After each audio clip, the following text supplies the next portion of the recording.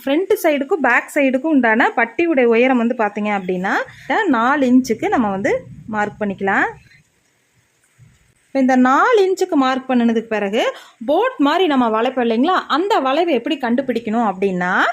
இந்த முன்பக்கம் இருக்குது இல்லைங்களா, இது வந்து முன்பக்கத்துடைய டாட் பிடிக்கிற இடம் இருக்குது இல்லைங்களா, இந்த டாட் பிடிக்கிற இடம் வந்து பார்த்தீங்க அப்படின்னா ஒவ்வொருத்தருக்குமே வந்து